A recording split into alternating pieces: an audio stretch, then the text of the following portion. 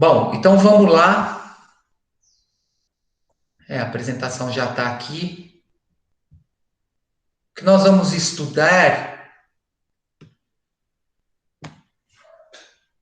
Só um minutinho, pessoal.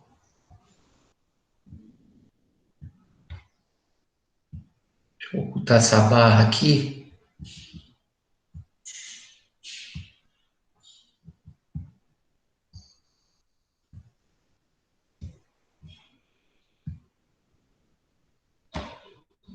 Bom, o que nós vamos começar agora são os fundamentos da eletrodinâmica, ou seja, o que nós vamos fazer agora? Agora nós vamos estudar as causas associadas ao movimento das cargas elétricas, tá? Então nós vamos trabalhar com as grandezas e os componentes elétricos. As grandezas que nós iremos estudar aqui é a corrente elétrica, a resistência elétrica, tá? Diferente potencial gerado entre os polos de um resistor, por exemplo. Os componentes, os resistores, os geradores, os receptores, tá? Está no volume 11, capítulo 21. Nosso estudo vai da página 5 à página 11. Essa parte da página 5 à página 11 inclui a parte teórica e as atividades. Eu acredito que hoje eu não vou conseguir chegar em atividade. Bom, então a primeira coisa que nós vamos estudar dentro desses fundamentos da eletrodinâmica é a corrente elétrica. Hoje em dia é impossível pensar em um mundo sem o uso de energia elétrica.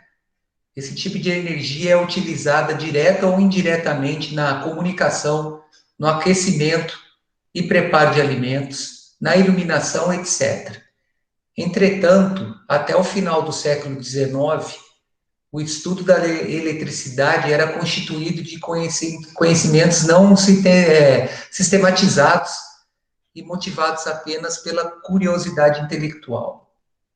Os primeiros usos comerciais da energia elétrica ocorreram nos Estados Unidos e iniciaram com o uso para iluminação pública.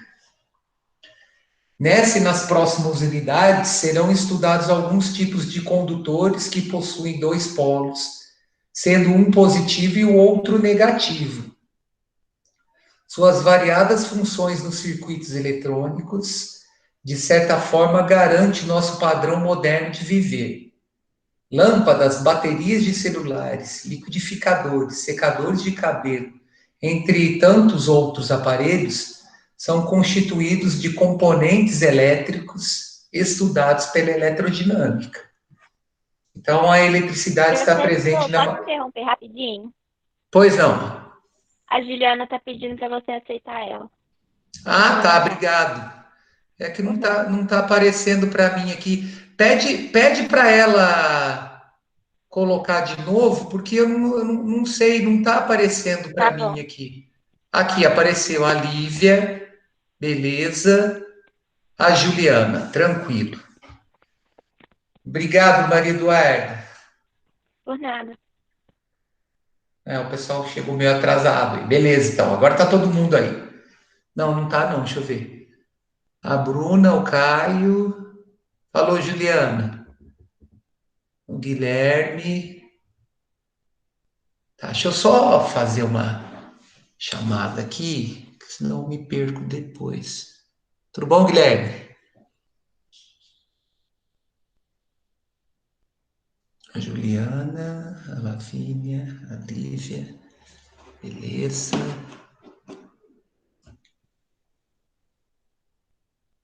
Cadê minha barrinha daqui? Certinho, pessoal. Agora tá tranquilo aqui. Bom, então vamos voltar aqui. Então, a eletricidade está presente na maioria dos equipamentos e dos afazeres diários. Bom, então o que nós vamos fazer? Nós vamos fazer um estudo de como é que isso é gerado. Quem que é o responsável em provocar essa transformação de energia elétrica em energia luminosa, em energia sonora, em energia térmica, em energia de movimento. Nós vamos ver quem que são os portadores que causam essa transformação, tá? Isso está relacionado à corrente elétrica. Então, observe, a energia elétrica utilizada para iluminação pública depende de um conceito básico denominado corrente elétrica. Essa analogia que ele faz aqui, ele é muito legal. Dá para a gente entender perfeitamente o fluxo de elétrons no fio condutor. Então, observe, fazendo uma analogia, pode-se comparar a corrente elétrica com a correnteza de um rio em que as águas correm ordenadamente pelo seu leito. No caso, o leito do rio é o fio. Só um minuto, pessoal.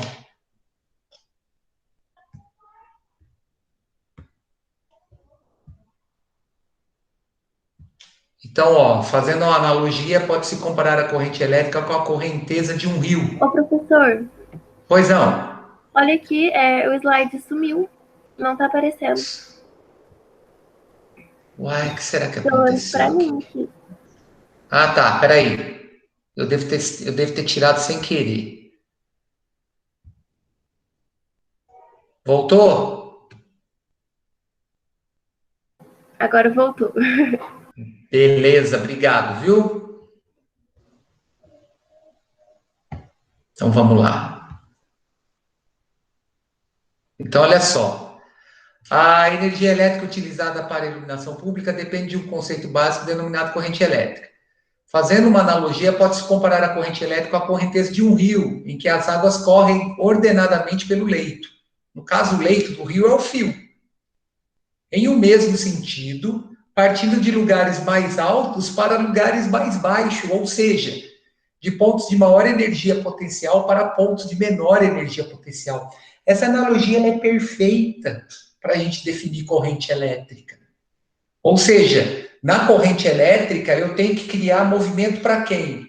Para as cargas elétricas, no caso, elétrons, que são as cargas com uma maior mobilidade elétrica. Como elas estão afastadas do núcleo, elas têm uma maior facilidade de movimentar. Então, as cargas elétricas são as águas do rio.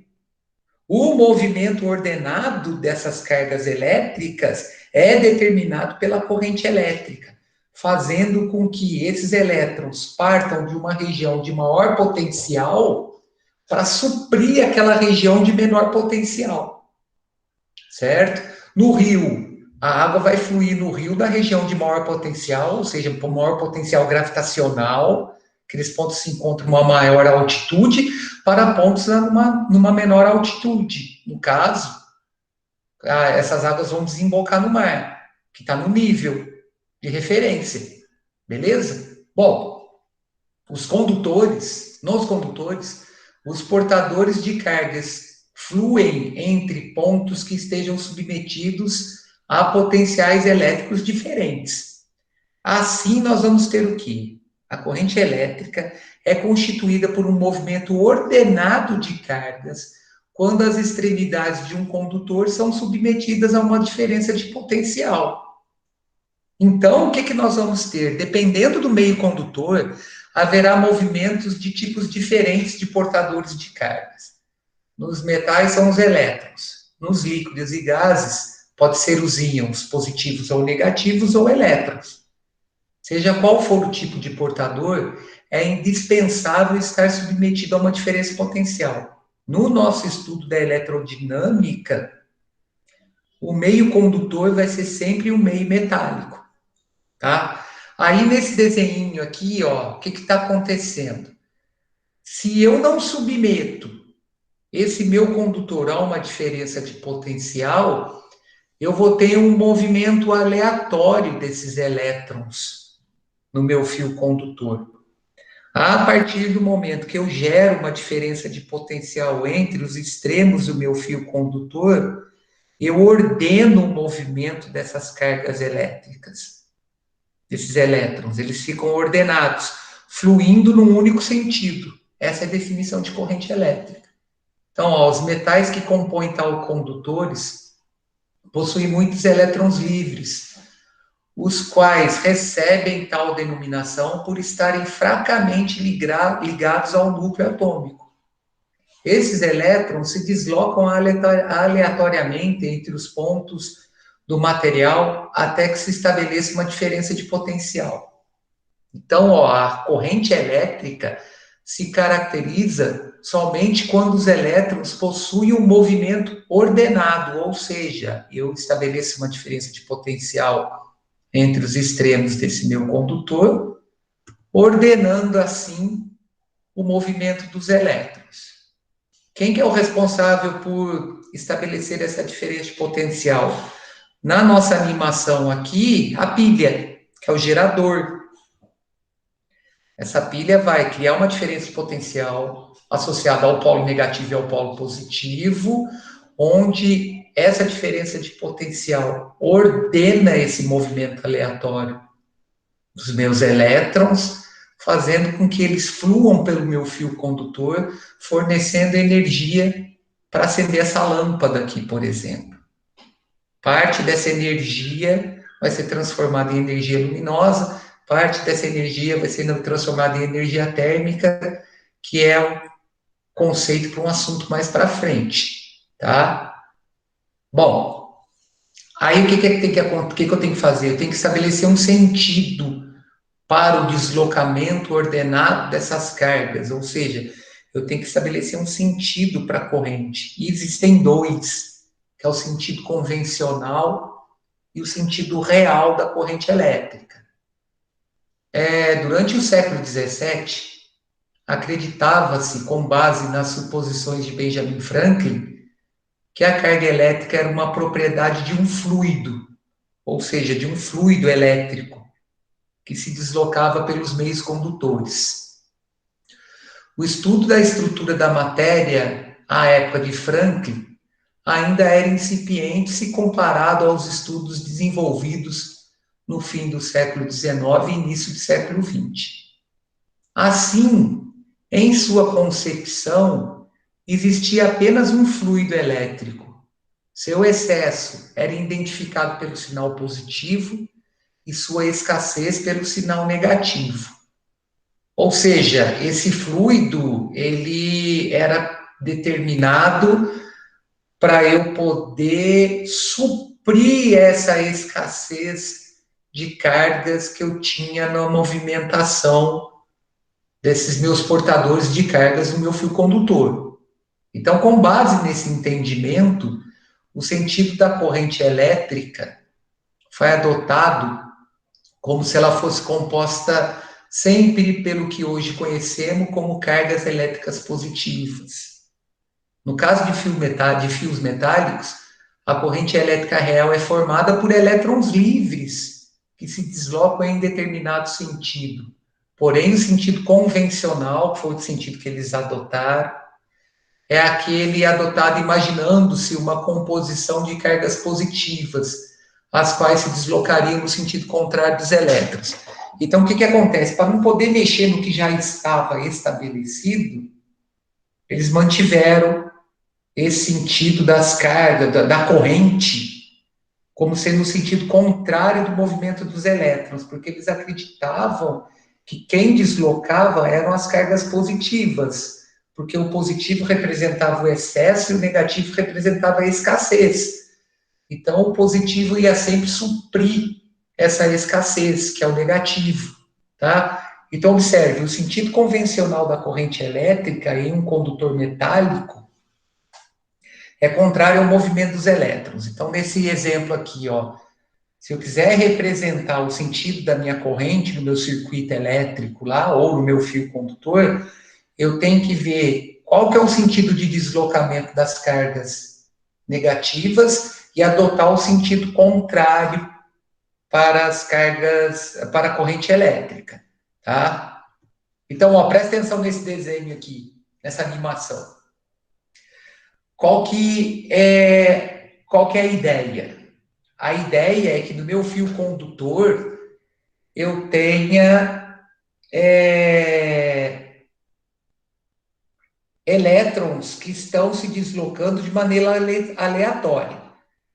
A partir do momento que eu crio uma diferença de potencial entre os extremos desse meu fio condutor, por exemplo, liguei uma bateria aqui, uma pilha, nesse meu fio condutor, eu vou ter a movimentação dos elétrons, tá? Qual que é o sentido de movimentação dos elétrons? Do menos para o mais, certo? Os elétrons vão se deslocar na região onde eles apresentam excesso para a região onde eles apresentam falta, escassez, devido à força de atração. Então, ó, o sentido real da minha corrente elétrica aqui, o sentido real é o sentido de movimentação dos elétrons, anti-horário, tá? Vai do menos para o mais. Agora, qual que é o sentido adotado até hoje? É o convencional. O sentido convencional é o sentido contrário da movimentação dos elétrons.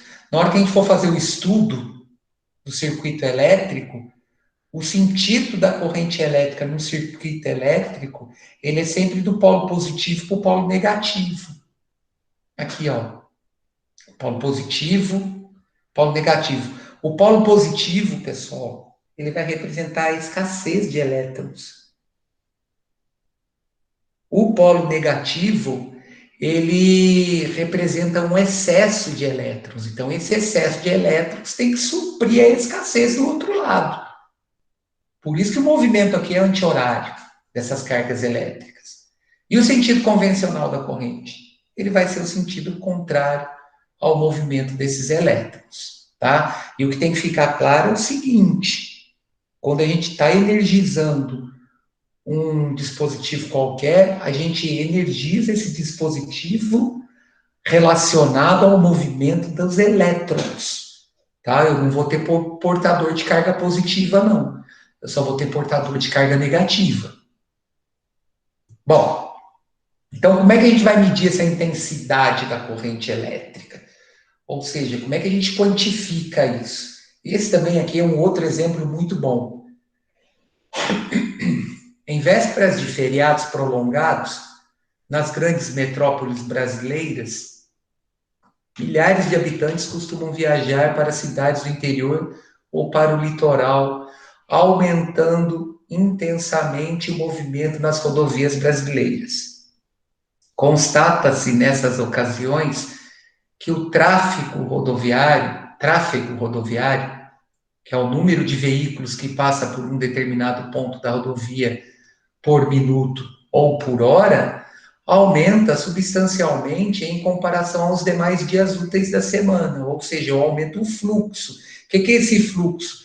É a quantidade de veículos em relação a um determinado intervalo de tempo. Então, se, por exemplo, eu tenho, durante uma hora, uma quantidade de 10 veículos passando por hora, e numa época de feriado eu passo a ter 200 veículos passando por hora, o que eu aumentei? Eu aumentei o fluxo. Eu aumentei a quantidade naquele mesmo intervalo de tempo, tá? Então, constata-se nessas ocasiões que o tráfego rodoviário, que é o número de veículos que passa por um determinado ponto da rodovia por minuto ou por hora, aumenta substancialmente em comparação aos demais dias úteis da semana. Desse modo, pode-se medir o tráfego viário de uma rodovia, dividindo o número de veículos que passa por ela pelo intervalo de tempo. Então, o tráfego de veículos é uma medida do número de veículos que passa por uma rodovia por uma unidade de tempo. A gente pode fazer uma comparação com corrente elétrica. A corrente elétrica é a medida da quantidade de carga elétrica, que seriam os veículos, que passa por uma seção do fio, que é a rodovia, no intervalo de tempo qualquer. Então, quanto maior são os portadores de cargas que se deslocam pelo meu fio condutor num mesmo intervalo de tempo, maior é a intensidade da corrente elétrica. É aí que mora o perigo. O choque, ele causa danos ao corpo humano relacionado a essa quantidade de cargas elétricas negativas que vão percorrer o meu fio condutor em um determinado intervalo de tempo. Então, quanto mais carga eu tiver contato no intervalo de tempo pequeno, maior é a intensidade dessa corrente elétrica. Aí esse choque pode causar parada cardíaca, ele pode causar queimadura até de terceiro grau, pode causar morte, tá? Vai depender da condição física da pessoa, tá? Da constituição física dessa pessoa. Nós vamos ver uma tabela depois que relaciona esses danos fisiológicos da corrente elétrica no corpo humano. Então, eu posso fazer uma analogia com a quantidade de veículos numa rodovia com quantidade de carga do fio condutor num intervalo de tempo qualquer. Então, de modo semelhante, a intensidade de carga elétrica em um fio condutor depende do número de elétrons e, portanto, da carga elétrica que passa pela seção transversal em um intervalo de tempo qualquer. Assim, a corrente elétrica média pode ser definida como? Ela pode ser definida pela razão entre a quantidade de carga que eu tenho passando numa seção do meu fio condutor, numa seção transversal do meu fio condutor, no intervalo de tempo qualquer. O que seria essa seção transversal? Ela está relacionada à área de um círculo, porque geralmente os fios são cilíndricos. Então, se eu seccionar transversalmente meu fio condutor, a área que eu crio é a área de um círculo. Então, quanto mais carga elétrica por intervalo de tempo eu tenho passando nessa área de seção transversal, maior é a quantidade de corrente, a intensidade da corrente que eu tenho gerada. Então, a taxa da quantidade de carga, ΔQ, que atravessa a seção transversal de um condutor em determinado intervalo de tempo ΔT, determina a intensidade da corrente elétrica. Essa intensidade ela é simbolizada pela letra I minúscula, e sua unidade no sistema internacional é o ampere, tá? Ampere é em homenagem a Jean-Marie Ampère, e ela estabelece a razão entre a unidade de carga, que é o coulomb, e a unidade de tempo, que é o segundo. Então, ampere é o coulomb por segundo. Bom, de modo similar, a corrente elétrica instantânea, ela vai ser definida para quando, na minha razão entre a quantidade de carga e o intervalo de tempo, esse tempo tende a zero. Então, é naquele instante, por exemplo, eu fui colocar alguma coisa na tomada e encostei no fio. Naquele instante ali, eu tenho a intensidade de carga elétrica. É aí que mora o perigo. Para um intervalo de tempo muito pequeno. Porque quanto menor o intervalo de tempo, para uma mesma quantidade de carga, maior é a intensidade da corrente elétrica.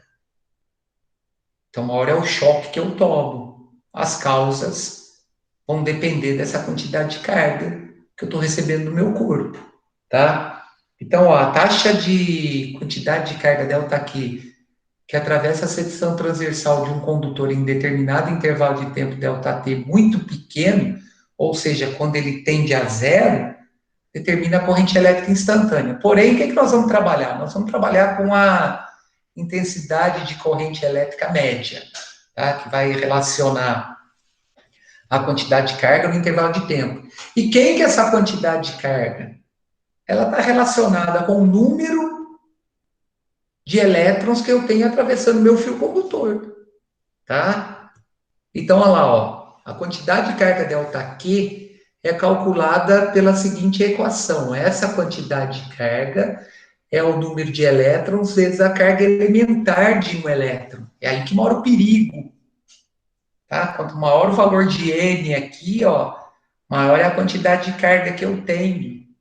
No intervalo de tempo muito pequeno, maior é a intensidade da corrente elétrica. Maior é o choque. Tá? Então, o que mata é a corrente.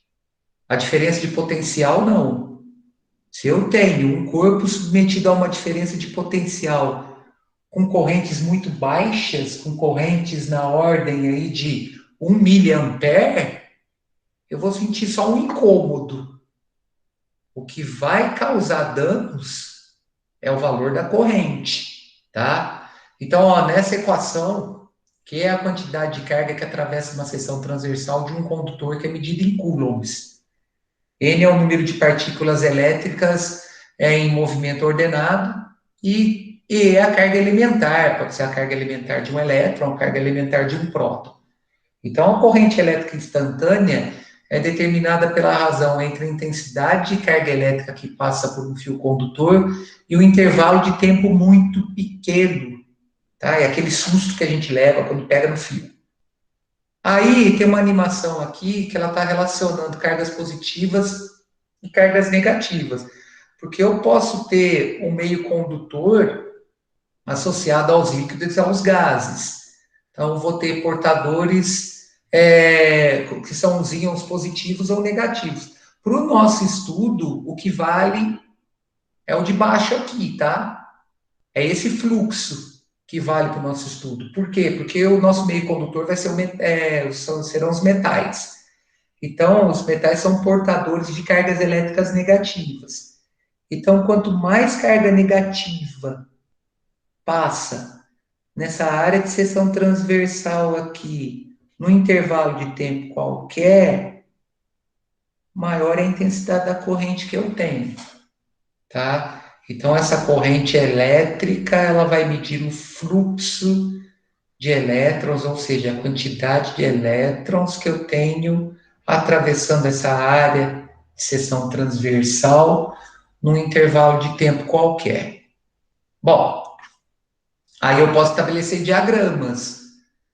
Como eu estou relacionando corrente com tempo, a intensidade dessa corrente ela está em função dessa variável tempo. Então, para uma mesma quantidade, para um fluxo qualquer de carga passando pela área de seção transversal do meu fio condutor, quanto maior o tempo em que essas cargas forem atravessando,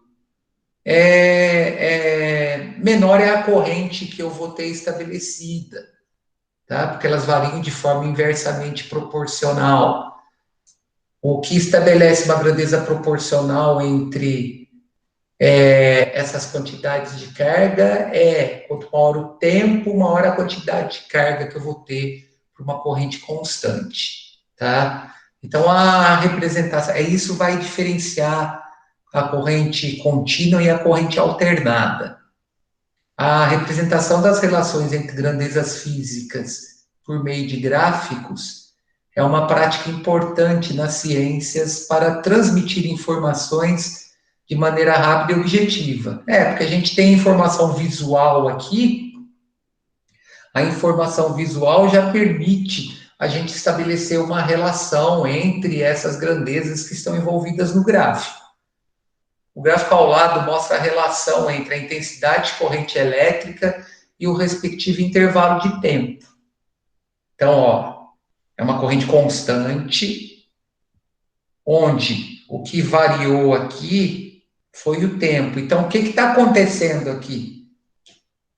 Quanto maior for o tempo em que esse meu condutor estiver submetido a essa intensidade de corrente, maior vai ser a quantidade de carga que eu vou ter atravessando essa seção transversal do meu fio condutor.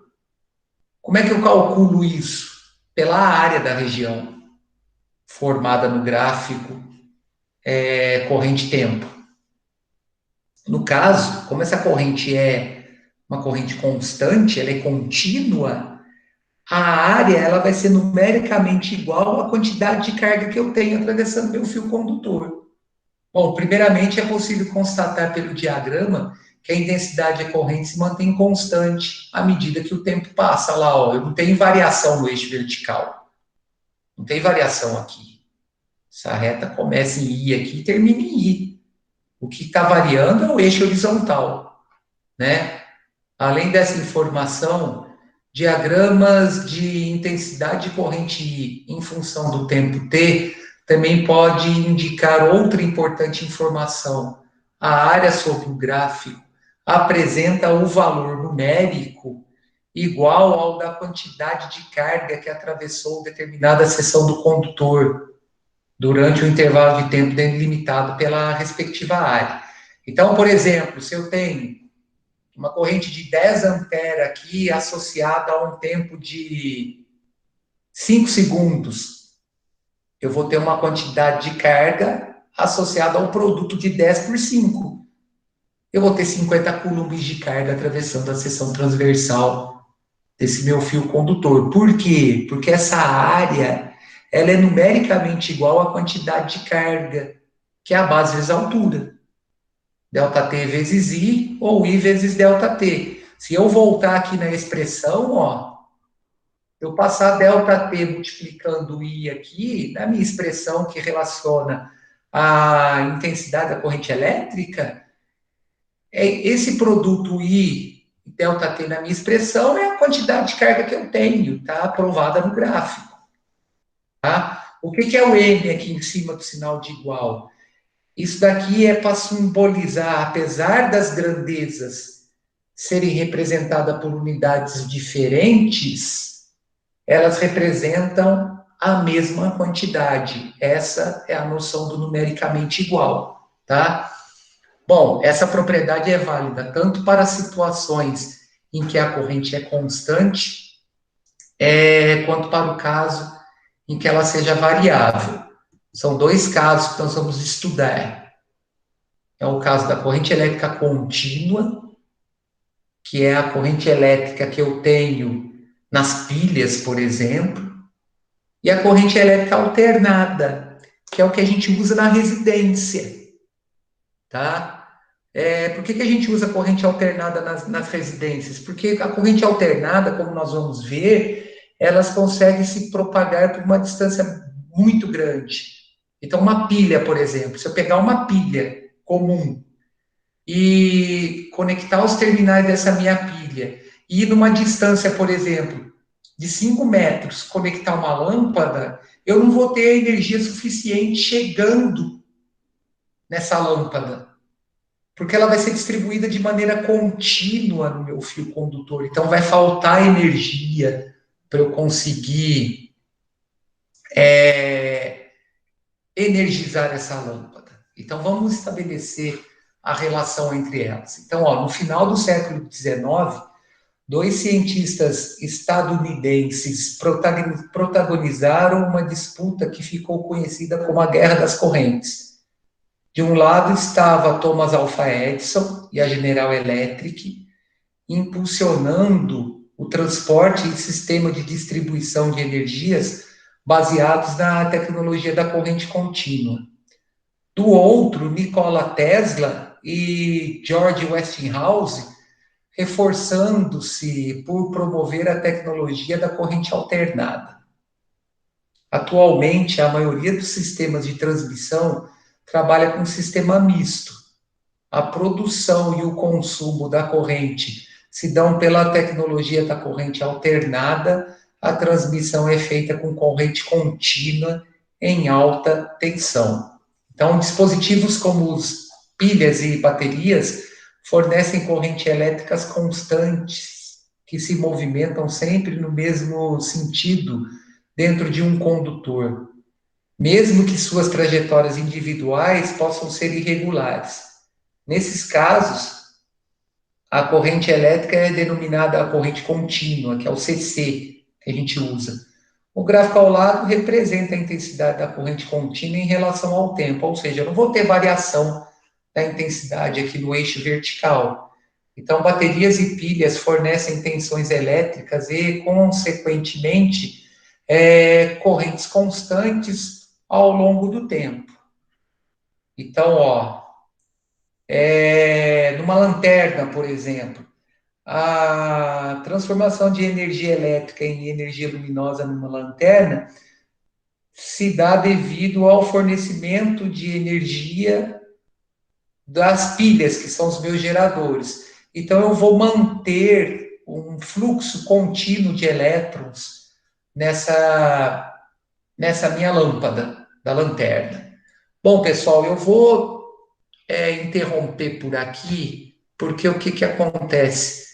Eu tenho uma aula agora no segundo médio e eu não quero atropelar a aula de outros professores. Então, na aula de segunda-feira, eu volto nesse assunto de corrente contínua para eu poder estabelecer uma relação com corrente alternada. Então, ó, não esqueçam, sábado, às 7h15 da manhã, a prova está agendada lá no Positivo On, tá? Eu volto a afirmar, deixei disponível um link no Meet, caso alguém tenha dúvida, não vou obrigar ninguém a entrar, entre se tiver dúvida, tá? Para a gente não tumultuar o esquema da prova depois, tá? E o mais boa semana para todo mundo, até sábado, e bom resto de aula aí para vocês. Um abraço, gente. Tchau, Juliana, um abraço. Até mais. Tchau, Mariana. Tchau, Bruna. Tchau, Guilherme. Um abração.